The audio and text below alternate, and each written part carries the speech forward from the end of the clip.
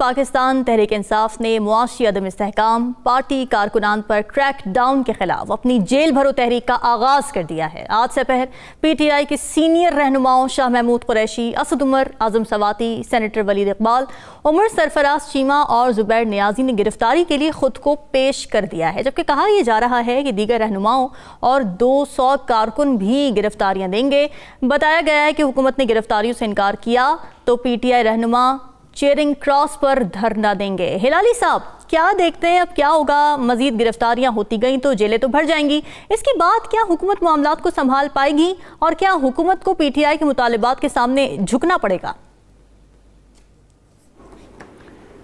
देखिए रामीन, बिल्कुल वो इसको कंट्रोल कर रख सकेंगे। अच्छा। इसलिए कि ये जो पार्टी गिरफ्तारी दे रही है उनका मकसद ये तो नहीं है कि गड़बड़ करना। उनका मकसद ये है एक टोकन सिंबॉलिक एक डेमोन्स्ट्रेशन है कि आप पब्लिक अटेंशन को फोकस करना चाहते हैं उस चीज पे जो पब्लिक चाहती है, नेमली ए डेट फॉर द इलेक्शंस। और आप देखेंगे कि इत्तेफाकन, शायद इत्तेफाकन या बाय चॉइस डिलिबरेट, मुझे नहीं पता, मगर आप देखेंगे कि ये डेट ऑफ प्रोविंशियल इलेक्शंस तो निकलना ही है। अब वक्त की बात है और मेरे ख्याल में जब वो निकलेगी और 9 अप्रैल का डेट है और 14 अप्रैल जो है वो लास्ट डेट है, माने अंडर द कॉन्स्टिट्यूशन वो नहीं पोस्टपोन हो सकता है बियॉन्ड 14 अप्रैल। मगर अगर 9 अप्रैल को आ जाए तो ये कहेंगे कि देखिए हमने जो डेमोन्स्ट्रेशंस दिया इसका असर हुआ था, इसका इम्पैक्ट हुआ था। और दूसरी बात ये है, आप पब्लिक को बता रहे हैं, आप एक तो प्रेशर रख रहे हैं गवर्नमेंट पे और पब्लिक को आप बता रहे हैं कि देखो हमें अपने हक के लिए निकले हैं हम और हम और निकलते रहेंगे और आपका भी सपोर्ट है। I think he does not stand to lose. और मैं नहीं समझता हूँ it will get out of hand because इनका इरादा नहीं है गड़बड़ करने का। ठीक है, ठीक है। अच्छा उरी साहब, कारकुनान को गिरफ्तार नहीं करेंगे ये मौक़िफ़ था हुकूमत का, मगर दूसरी जानिब हमने देखा कि मुख्तलिफ इलाकों में लाहौर की दफ़ा 144 भी नाफिज कर दी गई, तो ये कैसी स्ट्रैटेजी थी? ये तो खुद ही मौका फराहम कर दिया गया कि जी आप दफ़ा 144 नाफिज करेंगे तो वो टूटेगा क्योंकि कारकुन जमा होंगे और गिरफ्तारियाँ ऑटोमेटिकली हो जाएंगी। देखिए, पहली बात तो यह है कि जो इस तरह की गिरफ्तारी की तहरीक जो है ये दूसरी तीसरी है पाकिस्तान के अंदर, तकरीबन ये पहली है, दूसरी है पाकिस्तान में 77 में ये हुई थी। और 77 में इसका मकसद बुनियादी तौर पर यह होता है कि एक माहौल में एक स्टिर क्रिएट करना, एक हिजान क्रिएट करना, एक कैफियत क्रिएट करना, और ये सियासी तौर पे बहुत बड़ा माइलेज होता है। हिलाली साहब, कल सियासत में एक अहम पेशरफ्त भी हुई, वो ये कि परवेज़ इलाही साहब अपने चंद साथियों के साथ PTI में शामिल हो गए। तो इससे पहले हमने ये देखा कि किस तरह से PTI के अंदर तनकीद होती रही थी। परवेज़ इलाही साहब को डाकू कहा जाता रहा था। खुद परवेज़ इलाही साहब जिनके साथ कल खड़े होकर प्रेस कॉन्फ्रेंस कर रहे थे, फवाद चौधरी, उनके बारे में उनकी गिरफ्तारी पर उन्होंने कहा था कि जी पहले हो जाती तो हमारे लिए बेहतर होता। तो ये इल्हाक जो कल हुआ है, इसको किस तरह से देख रहे हैं, क्या फ्यूचर है इसका? देखिए, मैं समझता हूँ कि ऐसे जो बातें हुए हैं, जब आखिर में ये मिलाप हो जाता है और एक पार्टी दूसरा ज्वाइन कर जाता है तो ये किसका जीत है?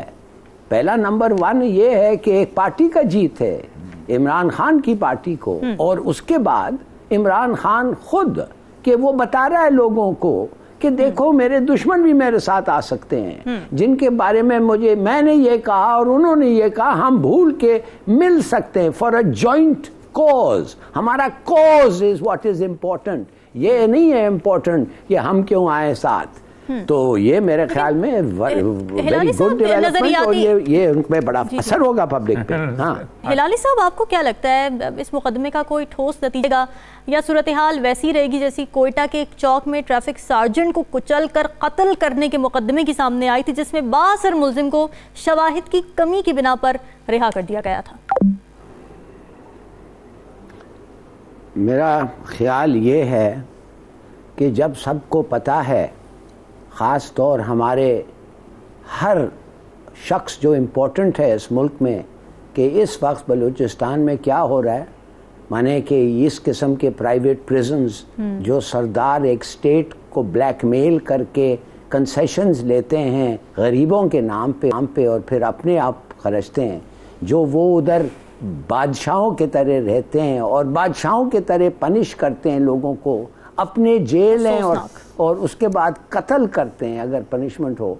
मैं समझता हूँ कि इस वक्त मान जाना चाहिए कि हमारे पास जो मामला चल रहा है ये एक स्टेट नहीं है, ये एक एंटरप्राइज है और एक क्रिमिनल एंटरप्राइज है। और दूसरी बात, जिन लोगों को ये पता है, माफ करिए, अगर they have unconnected with Balochistan, जिन लोगों को ये पता है तो वो क्यों नहीं कुछ कर रहे हैं? ये मैं समझता हूं कि एक अनबिलीवेबल, और इस ऐसे मौके पे ये होना जब हम दुनिया को कह रहे हैं कि हम लोगों को अपने हुकूक देना चाहते हैं, हम एक डेमोक्रेसी चाहते हैं, हम लॉ एंड ऑर्डर और क्या कहते हैं, रूल ऑफ लॉ चाहते हैं जी। तो ऐसे वक्त पे ये होना, इसके माने हम झूठ कह रहे हैं। वी आर लायर्स, आप और मैं और सब जो भी पाकिस्तानी है उसको ये उस पे ये आता है, ये रिस्पॉन्सिबिलिटी।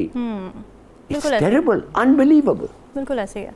अच्छा, और ये साहब, पॉलिटिकल फिलॉसफी में ये बात की जाती है कि मोनोपोली ऑफ वायलेंस जो होती है वो स्टेट के हाथ में होनी चाहिए, मगर हम देखते हैं कि यहाँ पे हर किसी के हाथ में, फ्यूडल सिस्टम के अंदर देखें तो हर ताकतवर इंसान के हाथ में मोनोपोली ऑफ वायलेंस, और स्टेट की रिट कहीं नजर नहीं आती है। कितना अलमनाक ये बात। असल मसला पता क्या है कि रॉबर्ट संडेमन जब आया था ना बलूचिस्तान, तो उसने सरदार को अपने साथ मिला लिया था। पंजाब उसने फतह किया, बलूचिस्तान अपना सिंध उसने फतह किया, बाकी ये इनको साथ मिला लिया। अब they became the partner of the state. अब जब पार्टनर ऑफ द स्टेट बने तो उन्होंने जो चाहा जुल्म किया। हिलाली साहब, ये पहला मौका नहीं कि बलूचिस्तान में लवाहिकीन को लाशें रखकर इंसाफ के लिए धरना देना पड़ा। तो अब तक ऐसी कई मिसालें कायम हो चुकी हैं। आपको क्या लगता है इसकी सबसे बड़ी वजह क्या है और इसकी रोकथाम कैसे हो सकती है? वजह तो सीधी बात है कि हमारे जो हुक्मरां हैं, और हमारे का मतलब पाकिस्तान, बलूचिस्तान का नहीं, पाकिस्तान के जो हुक्मरां हैं जिनको सब चीज पता था और है, उन्होंने अपने रिलीजियस ड्यूटी तो छोड़े, उन्होंने कॉन्स्टिट्यूशनल ड्यूटीज भी उन्होंने अपना नहीं किया।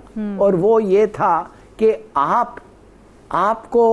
आपने लोगों को वादा किया था 1 मैन 1 वोट, मिसाल के तौर पे आपने दूसरे जगह लोकल सिस्टम्स लगाए, क्यों नहीं आपने सरदारी सिस्टम अबॉलिश किया? ये और यह साहब सही कह रहे हैं। ये इसलिए नहीं किया कि वो सरदार उनको चाहते थे, उन्होंने रखा है उनको to do that dirty beneficiaries हैं।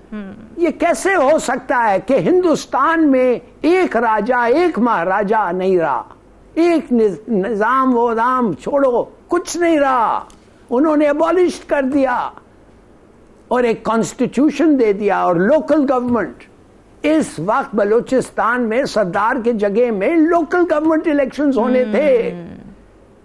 ये सरदारी system had to be abolish. आपने किया नहीं, ये गुनाह है जो आपने नहीं किया। इसलिए आपने वादा किया था लोगों को कि आप democracy, human rights, rule of law देंगे। आप झूठे हैं। प्रैक्टिकली कुछ नजर नहीं आया और आप भुगत रहे हैं।